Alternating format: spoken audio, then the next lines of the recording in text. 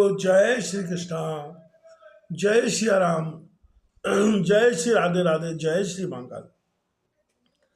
इस प्रवचन में आपको श्रवण कराएंगे शंखचूड़ की युद्ध यात्रा का वर्णन।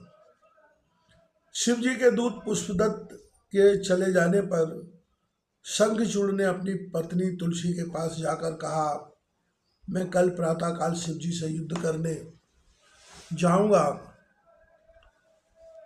रात में उसने अपने पत्नी से अनेक बातें की। दोनों कीड़ा करते हुए सुख के सागर में गोते खाने लगे। प्रातःकाल उठकर शंखचूड़ ने राज्य का भार अपने पुत्रों को सौंप दिया और पत्नी तुलसी की देखभाल का जुम्मा भी पुत्र को देकर रोती हुई पत्नी को समझा बुझाकर सेनापति को बुलाया। सेनापति ने सेना को तैयार किया। थोड़े समय में ही उसके दुर्मद वीर तैयार हो गए। उसके साथ 3 लाख अक्षौणी सेना भी। उसने भी पुष्पभद्रा नदी के तट पर बटवृक्ष के नीचे डेरा डाला। वहां से उसने शिव जी की सेना का अवलोकन किया। शंखचूड़ ने शिव जी के पास अपना दूत भेजकर सूचित किया कि मैं युद्ध के लिए आ गया हूं। शिव जी ने दूत से कहा, तुम जाकर अपने स्वामी से कहो कि देवताओं से बैर त्याग कर उनसे संधि करने में ही भलाई है। प्राणियों का विरोध बहुत बुरा होता है।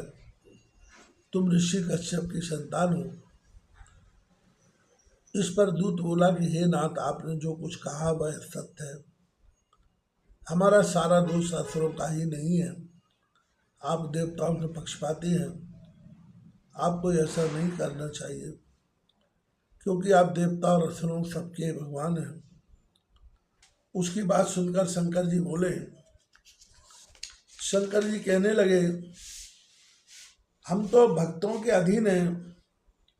देव कार्य में युद्ध करने में मुझे कुछ भी शर्म नहीं है। दूत शंखचूड़ के पास वापस चला गया।